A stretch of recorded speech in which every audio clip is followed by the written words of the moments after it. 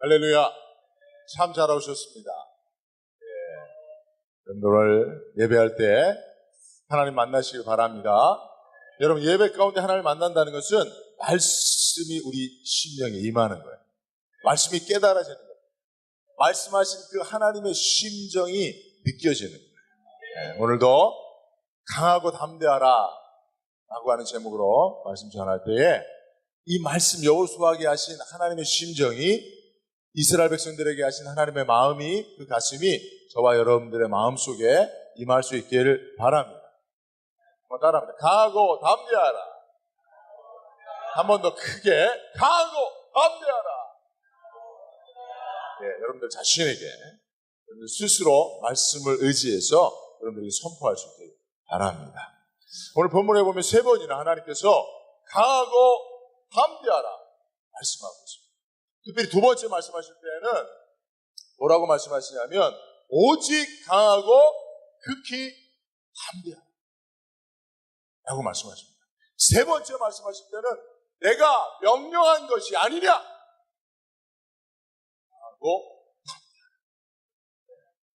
강하고 담대하라고 하시는 하나님의 말씀은 그죠? 하든지 말든지가 아니고 명령인 줄로 믿으시기 바랍니다. 그래서 여러분, 오늘 말씀을 듣고 우리도 마음을 강하고 담대히 할 수 있기를 바랍니다. 영화를 찍을 때 영화 감독이 늘 외치는 두 마디가 있죠. 뭐죠? 레디 고라고도 하고 레디 액션이라고 하죠. 여러분, 레디 하는 거는 뭐예요? 액션을 위해서 준비하라는 거예요. 오늘 제가 이 말씀, 강하고 담대하라는 하나님의 말씀을 통해서 우리 인생의 감독이신 하나님께서 우리에게 레디라고 말씀하십니다. 왜 강하고 담대하라라고 말씀하시냐면 그 뒤에 액션이 있기 때문에, 감독이 요구하는 액션, 삶, 행동이 있기 때문에 강하고 담대하라고 하죠. 강하고 담대하라라고 말씀하시는 대상이 누굽니까? 1차 대상이 여호수아예요. 그죠? 그 여호수아가 강하고 담대할 필요가 있었다라고 하는 것은 그의 마음속에 무엇이 있다는 것을 또한 증명해 주는 거예요. 두려움이 있다는 거예요. 그렇죠? 하나님께서 여호수아에게 액션, 행동하라고 요구하시는 것이 있었단 말이에요. 그죠? 여호수아는 그것을 삶을 통해서 순종해야 했습니다. 여호수아 혼자뿐만 아니라 이스라엘 백성들과 함께 그것을 행해야만 했습니다. 그런데 여호수아가 주저하고 있어요. 왜요? 두려움 때문에. 여호수아가 두려움을 떨치고 일어나야 가나안 시대가 열리는 거예요. 지금 여호수아 이전과 여호수아 이후로 세대가 바뀝니다. 시대가 바뀌어요. 역사가 달라져요. 새로운 역사, 새로운 시대가 열리는 거거든요. 그래서 이전의 시대를 광야 시대, 그 다음 시대를 가나안 시대로 이렇게 구분할 수가 있어요. 그렇죠? 그래서 여호수아는 가나안 시대에 이스라엘의 지도자로 하나님이 세우신 자입니다. 그렇죠? 그 이전의 지도자는 누구예요? 모세였죠. 사실 어떻게 보면 모세는 성경에 등장하는 많은 인물들 가운데 가장 강력한 지도력을 가지고 있어요. 그런 하나님이 세우신 지도자입니다. 사실 그 지도자의 그 다음을 바톤을 이어받아 여호수아가 지도자가 됐으니 여호수아의 마음속에 부담이 없을 수가 없어요. 그렇죠? 그 부담이 자라서 두려움에까지 이르게 된 거예요. 생각해 보십시오, 여러분. 여러분들의 선임이 모세예요. 그리고 여러분들이 그 다음 지도자예요. 그 바톤을 이어받았어요. 여러분, 모세는 어떤 사람이에요? 능력이 있어서는 바다를 가르는 사람. 바위를 깨뜨리고 물을 내는 사람. 여러분, 그 능력이 있어서 모세와 비견할 만한 사람이 누구겠습니까? 그렇죠? 성경에 많은 기적을 행한 지도자들이 있었지만 모세야말로 최고의 기적을 행한 능력의 지도자였습니다. 지식에 있어서는 어떻습니까? 모세가 그냥 능력만 주여 불러만 한 사람이에요. 모세는 애굽의 왕궁에서 왕자의 교육을 받았어요. 바로가 되는 교육을 철저히 받은 사람. 학식에 있어서, 지식에 있어서도 타의 추종을 불허하는 사람입니다. 그것뿐만 아니라 모세는 성품도, 여러분 모세의 성품을 어떻게 생각하십니까? 모세는 어떠한 성품의 소유자입니까? 온유한 자입니다. 말씀을 보면요, 그렇게 되어 있어요. 민수기 13장 3절에 보면, 12장 3절에 보면 이 사람 모세는 온유함이 지면의 모든 사람보다 더하더라. 하나님의 말씀인 줄로 믿습니다. 이게 하나님의 평가예요. 야, 모세보다 더 온유한 사람은 이 땅에 없다. 그러니까 여러분 보십시오. 능력에 있어서나 학식에 있어서나 성품에 있어서 완벽한 사람이 모세예요. 그런 지도자가 죽고 그 바톤을 여호수아가 받았으니 여러분 걱정이 되겠어요, 안 되겠어요? 걱정되죠. 그래서 여러분 교회도요, 아주 강력한 목사님이 목회하셨던 그 다음 후임자는 몇 년을 못 넘깁니다. 왜냐? 따르는 성도들이 자꾸 구간이 명간이야 이런 마음을 갖게 돼요. 실제로 이스라엘 백성들도 여러분 모세를 그리워하지 않겠습니까? 그걸 뻔히 알고 있는. 그리고 여러분 여호수아가 누굽니까? 여호수아가 성경에 보면 모세의 수종자라고 그래요. 모세의 종입니다. 영어 보면 에이드, 보좌가 아니죠. 보좌가. 그냥 보좌관 역할을 했던, 그죠? 모세의 텐트 앞에서 텐트를 지키고 있었던 종 역할을 했던 사람이 여호수아입니다. 근데 하나님이 그를 지도자로 세웠어요. 그러나 여호수아는 아직까지 그 마음의 부담과 두려움을 떨쳐버리지 못하고 있는 가운데 주저앉아 있었다. 그런 여호수아에게 하나님이 주신 말씀이 강하고 담대하라는 말씀인 줄로 믿습니다. 여러분, 그러므로 우리도 이 말씀을 통해서 우리 인생에 하나님이 예비하신 그 사명을 감당하고 여러분들에게 주어진 그 일을 감당하기 위해서 두려움을 떨쳐버리고 그 삶을 살아가기 위한 비결을 3가지 오늘 여러분들에게 말씀드리도록 하겠습니다. 첫째는요, 따라합니다. 약속으로부터 출발하라. 예, 두려움을 이기고 행동하는 비결 첫 번째, 약속으로부터 출발하라 라고 하는 것입니다. 무슨 의미냐면요, 이민규 교수라는 분이 실행이 답이라고 하는 책을 썼어요. 그 책에 보면 일본의 유명 경영 컨설턴트인 간다 마사노리. 이건 참 이름이 중요한 것 같아요. 그죠? 경영 컨설턴트가 이름이 간다 마사노리. 그죠? 가자 이거지. 그죠? 이 사람이 뭐라고 말했냐면 이런 말을 했어요. 되게 여러분들이 좀 기억해야 될 이야기라고 생각합니다. 99%의 사람들은 현재를 보면서 미래가 어떻게 될지를 예측하고 1%의 사람만이 미래를 내다보며 지금 어떻게 행동해야 할지를 생각한다. 당연히 누가 성공한 사람이에요? 후자에 속한 1%의 사람. 대부분의 99%의 사람들은 현재를 통해서 미래를 바라보고 계획을 세운다. 근데 1%의 사람은 미래의 어느 시점의 그 비전, 꿈, 그것을 바라보면서 그것을 통해서 오늘 내가 무엇을 해야 할지 결정한다. 여러분, 이런 것을 역산 스케줄링이라고 해요. 역산 스케줄링. 여러분, 이게 성공하는 사람들의 율가의 습관에 나오는 끝을 보고 행동하라. 이런 말과 똑같은 것이죠. 그렇죠? 역산 스케줄링이 뭐냐면 현재로부터 미래의 어느 시점을 향해 계획을 세우는 것이 아니라 미래의 어느 시점으로부터 역산해서 오늘까지의 계획을 세우고 오늘 그 미래를 위해서 무엇을 행할지를 결정하는 거예요. 사실 여러분, 그것이 오늘 우리가 가지고 있는 두려움을 떨쳐버릴 수 있는 매우 중요한 비결입니다. 그죠? 미래의 어느 시점을 바라보면서 그것을 역산해서 오늘 내가 무엇을 할지를 결정하는 거예요. 이게 중요해요. 그죠?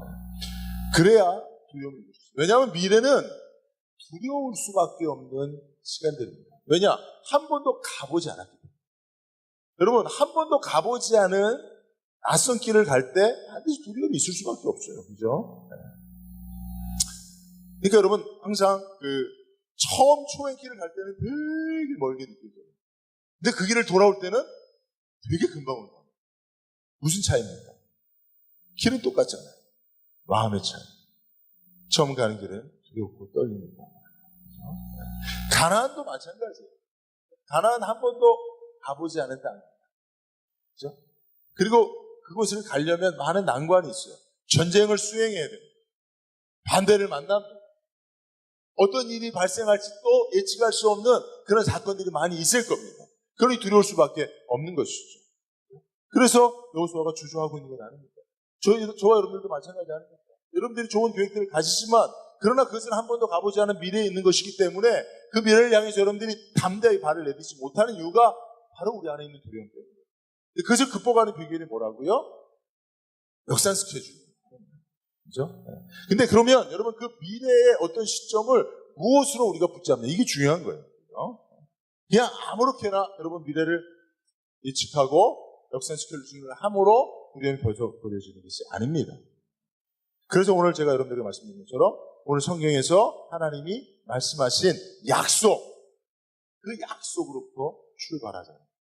3절과 4절을 보면 내가 모세에게 말한 바와 같이 너희 발바닥으로 밟는 곳은 모두 내가 너희에게 주었노니 곧 광야와 이 레바논에서부터 큰 강 곧 유브라데 강까지 해쪽 속에 온 땅과 또 해 지는 쪽 대해까지 너희의 영토가 되리라. 할렐루야. 하나님의 약속입니다. 하나님의 말씀을 약속으로 받는 거예요. 그렇죠? 반드시 하나님이 그 약속을 성취해 주시라고 하는 믿음을 가지고 그것을 하나님의 말씀을 약속으로 취할 때 그렇죠? 두려움이 극복되는 줄로 믿습니다. 그렇죠? 그러니까 하나님은 여호수아에게 환상을 주시는 거예요. 약속을 통해서 그렇죠? 하나의 그림을 그려주시는 거예요. 어떤 그림입니까? 이스라엘 백성들이 가나안에 들어가서 확보하게 될 영토,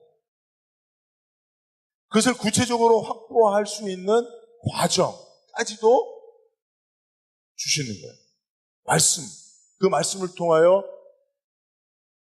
그림 언어를 주시고 그것을 꿈과 비전으로 환상으로 바라보고 거기서부터 역산해서 오늘 내가 무엇을 할지를 결정하라는 거예요. 이해하시겠습니까? 예. 그러니까 먼저는 하나님께서 그 영토의 지경을 정해주시는 거예요. 이거를 현대인의 성경으로 보면 땅의 경계는 4절입니다. 남쪽 대개 광야로부터. 그죠? 이스라엘 백성들이 40년 동안 유래했던 그 광야, 그리고 북쪽 레바논 산악지역, 그리고 동쪽 유브라데스 강으로부터. 그죠? 그래서 동쪽 이스라엘 백성들이 서쪽으로 지중해가 있고 갈릴리 바다와 요단강과 사해가 있고 그 한참 넘어 유브라데스 거기까지 경계를 하나님 정해주십니다. 그리고 서쪽은 지중해 유브라데 레바논 네겝 광야. 하나님께서 그 경계를 주시는 거예요. 그죠? 그걸 분명한 그림 언어로 주시는 거예요. 그리고 그 땅을 어떻게 취할 수 있다고 말씀하세요? 너희가 들어가서 어떻게 해요? 밟으면, 그 땅을 밟기만 하면, 너희가 발로 밟는 그 땅을, 그 지경을 내가 약속한 대로 너희에게 어떻게 해요? 주리라. 그러니 그 약속을, 그 미래에 내가 너희에게 주신 그 약속을 믿고 오늘 어떻게 해요? 그 땅으로 발을 내디디라. 두려움을 떨쳐버리고 디디라. 그래서 그 말씀을 믿고 요단강을 제사장들이 발을 디딘 거예요. 그랬을 때 하나님이 약속하신 대로 요단강을 취할 수 있는 능력을 주신 겁니다. 요단강이 멈춰지는 거예요. 여리고를 향하여 발을 디디니까 여리고가 무너지고 가나안 땅에 발을 디디니까 적과 꿀이 흐르는 땅이 이스라엘 백성의 땅이 되는 거예요. 하나님 나라가 건설되는 겁니다. 그렇게 시작하는 거예요.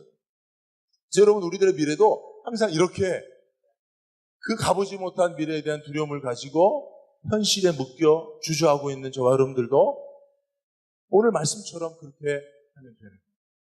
그래서 여러분 항상 여러분들 하나님의 말씀을 약속으로 소유하고 있느냐, 이게 제일 중요한 겁니다.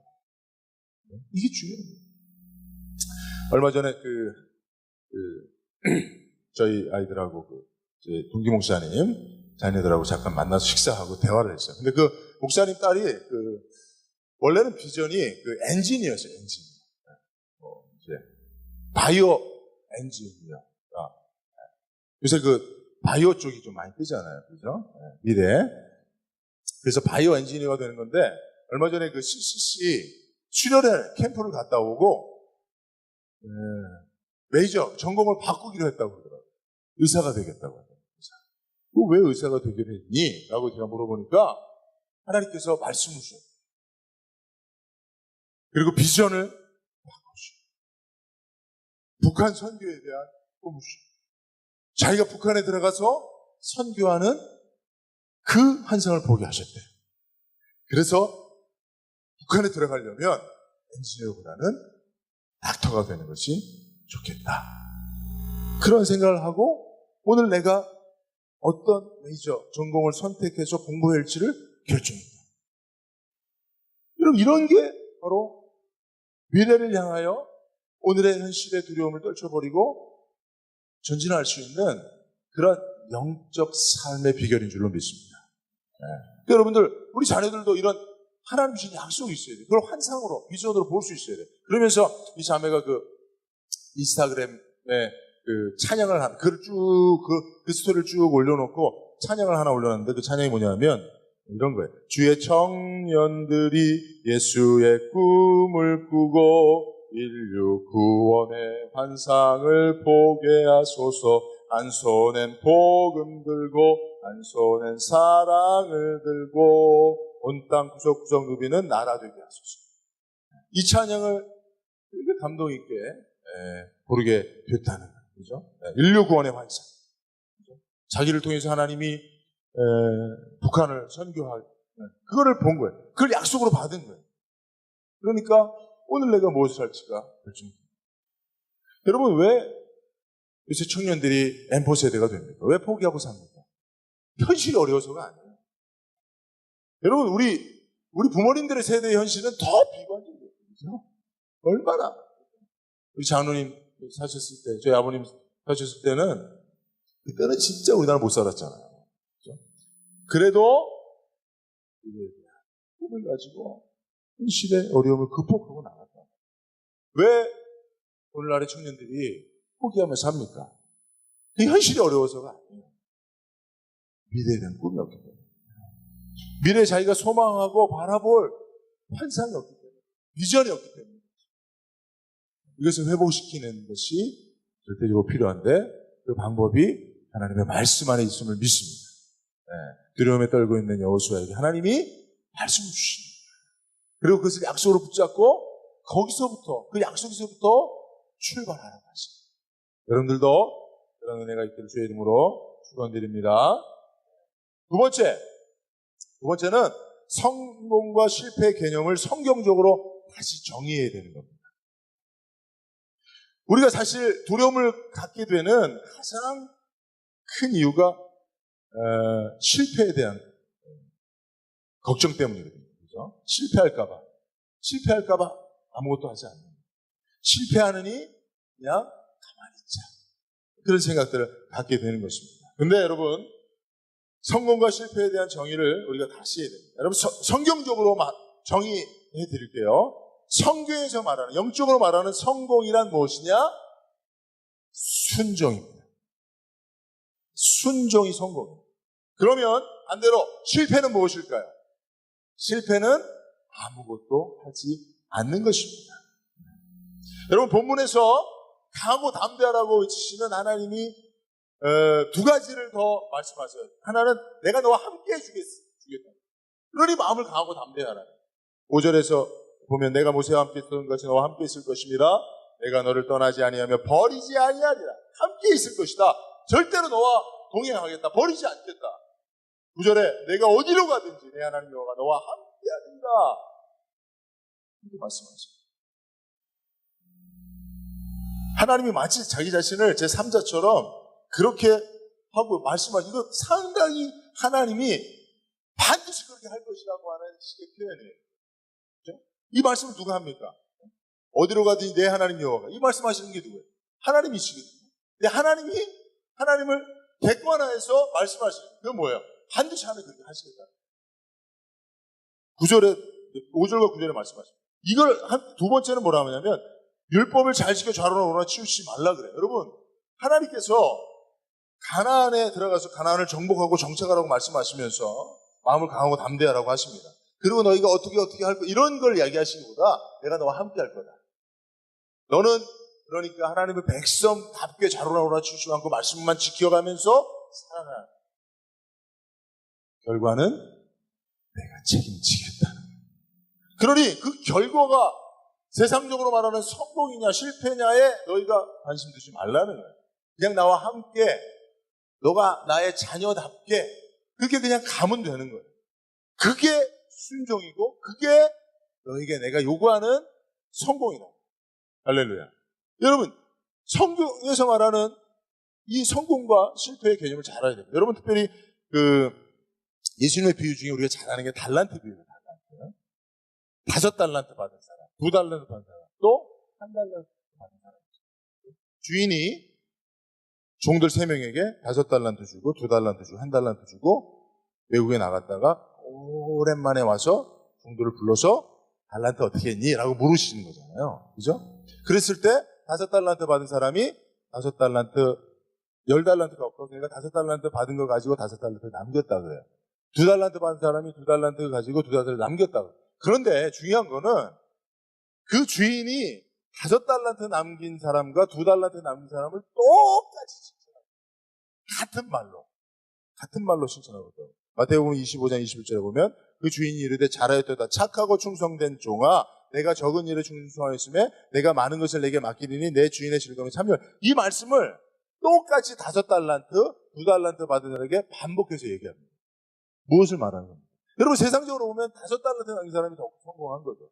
더 많이 남겼으니까. 여러분 그러나 하나님은 그런 것에 성공의 기준을 삼지 않습니다. 1달란트 받은 자가 그것을 땅에 묻어두고 그것을 그대로 갖고 왔을 때 주인이 그것을 책망하는 것을 통해서 성공과 실패의 개념을 알 수가 있어요. 5달란트 받은 사람이 그것을 가지고 무엇인가를 행한 것, 이것이 칭찬의 중요한 이야기입니다. 요소입니다. 왜 이것을 알 수 있냐면 1달란트 받은 사람이 그것을 가지고 아무것도 하지 않은 것을 책망했기 때문에.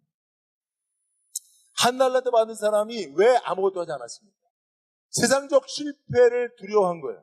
이거 하나 가지고 내가 뭐 하다가 이거 다 잃어버리면 큰일 나지. 차라리 이거 그냥 그대로 땅에 묻어뒀다가 주인한테 가면 그냥 중간은 가지 않을까. 실패는 안 했다고 하니까 크게 칭찬은 못 받아도 책망은 받지 않을 것이야 라고 생각했단 말이에요. 그것이 우리가 가지고 있는 성공과 실패에 대한 세속적인 개념입니다. 그러나 성경은 하나님은 절대로 그렇게 하지 않습니다. 네가 나의 말을 따라 무엇인가 행함으로 순종했느냐 아니면 아무것도 하지 않았느냐, 이것이 성공과 실패의 개념이라는 사실을 여러분 꼭 기억하시길 바랍니다. 제가 교회를 개척하고 처음에 되게 열심히 했어요. 무엇이든지 막 했어요. 막 교회 집회도 많이 하고 강사들도 많이 부르고 그리고 막 프로그램들도 이것저것 많이 했어요. 그러면서 시행착오를 많이 겪었죠. 그러면서 제 마음속에, 제 생각 속에 효율과 비효율이라고 하는 그런 생각들이 많이 들어오게 됐어요. 그래서 개척 초기에는 행동을 많이 했는데 지금은 고민을 많이 하고 있어요. 생각을 많이 해요. 그래서 무엇인가를 하려다가 고민하고 생각하고 효율적인가 비효율적인가, 성과가 있을까 그렇지 못할까 고민하면서 주저할 때가 많습니다. 그러나 제가 지금 이 말씀을 통해서 분명히 저와 여러분들에게 다시 한번 말씀드리고 싶은 것은, 하나님은 고민할 때가 아니라 행동할 때 역사하신다는 거예요. 하나님은 생각에 빠져, 사색에 빠져, 고민에 빠져, 그저 주저앉아 있는 사람이 아니라 그저 하나님이 함께 하실 것이라고 믿고 동행하실 거라고 하는 약속을 믿고 하나님을 향하여 나가는 자에게 함께 하사 역사하신다는 사실을 믿으시기 바랍니다. 그래서 여러분 우리가 행동해 하나님을 위해서 무엇인가 행할 수 있는 저와 여러분들이 될 수 있기를 바랍니다. 정주영 회장의 성경 요인을 한마디로 하는 게 뭐죠? 정주영 회장이 이렇게 성공한 뭐죠? 그렇죠. 해보기는 했어? 해봤어? 이거예요, 이거. 그죠? 똑같죠? 안 그래요, 여러분? 맞지 않습니까? 정주영 회장이 항상 하는 말이 그거예요. 해보기는 했어? 그 유명한 일화가 있지 않습니까? 그죠? 사실은 그 뭐 현대중공업 또 세계 1위의 조선 그죠? 그건 뭐라 그러죠, 그걸? 그 중공업 회사죠, 그죠? 배를 만드는 세계 1위. 그것도 정주영 회장이 만든 거잖아요. 배를 한 번도 만들어 본 경험이 없는 사람이지만 두려움 없이 도전한 거예요. 그래서 박정희 대통령도 정주영 회장이 할 수 있다 그러면 적극적으로 후원하고 그랬다는 거예요. 그걸 본 거죠. 저 사람이 시도하고 도전하면 된다라고 믿은 거예요. 여러분 우리가 세상 사람들에게 이런 담대함을 보여줘야 합니다. 그리고 우리는 그냥 무모하게 하는 것이 아니라 하나님을 기대하는 거죠. 하나님의 약속을 의지하는 거죠. 그래서 여러분 오늘 이 말씀을 듣고 제가 여러분들에게 기대하고 하나님이 기대하시는 것은 하나님을 위해서 무엇인가 행하도록 하는 거예요. 하나님의 말씀을 의지해서 약속을 의지해서 여러분들이 무엇인가를 하는 거예요. 여러분들의 인생 가운데 그 일을 행하라는 것입니다. 두려움 없이. 이것이 바로 성경이 얘기하고 있는 성공과 실패의 개념입니다. 세 번째 말씀드립니다. 따라합니다. 함께 행동하자. 여러분 하나님은 여호수아 개인에게 말씀하셨습니다. 그러나 그 모든 말씀은 여호수아 개인만의 행동을 요청함이 아니요 이스라엘 모든 백성들과 함께 행동하도록 요청하신 것입니다. 여러분 느헤미야서를 통해서도 우리가 깨달은 것 아닙니까? 하나님의 말씀이 하나님의 심정이 하나님의 불타는 그 열정이 느헤미야 심령 속에 기도하는 가운데 임했어요. 근데 느헤미야가 그 하나님의 마음, 말씀, 약속을 받고 혼자 뭐 했으면 아니에요. 이스라엘 백성들과 함께 더불어 일했습니다. 여러분 마찬가지입니다. 우리가 하나님을 위해서 무엇인가 행동할 때에 독불장군으로 일하는 것을 나는 원치 않습니다. 함께 일하는 겁니다. 그래서 우리는 함께 행동해야 합니다. 그럴 때 두려움도 이기게 되고 난간도 극복하게 되고 또 하나님이 원하시는 길로도 갈 수 있는 줄로 믿습니다. 10절에 보면 이에 여호수아가 그 백성의 관리대에게 명령합니다. 그렇죠? 여호수아에게 하나님의 말씀이 임합니다. 그래서 여호수아가 그 백성의 지도자들에게 명령합니다. 11절에 보면 그 백성의 관리들, 지도자들이 두루다니며 그 백성에게 또 명령을 나눕니다. 그렇죠? 네. 이 중요한 겁니다. 여러분들이 하나님이 주신 말씀, 그 약속, 그것을 비전으로 보았을 때 여러분들이 그것을 위해서 독불장군으로 나가면 안 되고 함께 할 자들을 찾아야 합니다. 그래서 교회를 하나님께서 여러분들에게 접붙여주신 줄로 믿습니다. 교회와 함께 여러분들이 혼자 내가 나갈 일이 무엇인지를 모른다면 내게 주신 하나님의 약속이 무엇인지 선명하지 않다면 어떻게 하면 됩니까? 주님의 몸된 지체된 교회 성도들과 함께 나갈 길을 찾아가면 돼요. 그냥 성도들이 교회가 나가는 길에 그냥 동행해 가면 돼요. 그러다 보면 여러분들 개인에게도 하나님 주신 약속이 깨달아지는 순간이 오는 것입니다. 할렐루야. 그래서 여러분 교회가 중요합니다. 함께 하나님 앞에 주신 약속을 따라가는 동료가 중요합니다. 이게 교회인 것입니다. 특별히 12절 말씀을 보면 여호수아가 또 르우벤 지파와 갓 지파와 므낫세 반 지파에게 말하여 이르되 여러분 이 세 지파는요 요단강 동편에 그 자리를 잡게 되어 있었어요. 그 12지파를 그 하나님이 주신 약속의 땅에 다 나누어서 분배해서 살도록 했습니다. 특별히 이 세 지파는 요단 동편에 거하게 되어 있습니다. 근데 지금 요단 동편으로부터 요단강을 건너서 여리고를 건너서 가나안 땅을 정복해야 될 일이 남아있잖아요. 그런데 그들은 요단 동편에 자기들의 땅이 분배되어 있었단 말이에요. 그러니 여기 넘어갈 필요가 없는 겁니다. 그러나 여호수아가 너희는 여기에 땅의 분배를 받았어도 너희들의 용사들은 특별히 너희들이 앞서가야 된다라고 말씀하고 있는 것을 볼 수가 있어요. 14절에 보면 너희 모든 용사들은 무장하고 너희의 형제들, 즉 다른 지파들보다 앞서 건너가서 그들을 도우라. 무엇을 말하는 것입니까? 함께하여. 이스라엘 12지파가 다 함께할 때 하나님께서 그 땅을 이스라엘에게 주시는 것입니다. 할렐루야. 여러분, 하나님의 약속은 함께할 때 성취되는 거예요. 가족이 함께할 때 그 가족에게 하나님 주신 약속, 축복의 땅이 허락되는 것인 줄로 믿으시기 바랍니다. 교회도 마찬가지입니다. 함께. 여러분, 매우 중요한 것입니다. 여러분, 몇 년 전에 우리 아이가 달라졌어요라고 하는 프로그램 아시죠? 우리 아이가 달라졌어요. 근데 우리 아이 달라져서 어떤 아이가 나왔냐면 그런 아이가 나왔어요. 아주 천재적인 아이예요. 지능이 뛰어나고 창의력이 있고 아주 학습 능력이 뛰어난 천재적인 아이. 근데 얘가 딱 하나 부족한 게 있는데 사회성이 부족해요. 다른 친구들하고 더불어 사는 이 사회성이 아주 부족한 아이예요. 그래서 아이들하고 자주 다투는 거예요. 그래서 자주 다투고 애들 때리고 막 그러니까 선생님이 그럴 때마다 이 아이를 탁 붙잡고 탁 때리고 그러니까 막 붙잡고 너 그러면 안 돼.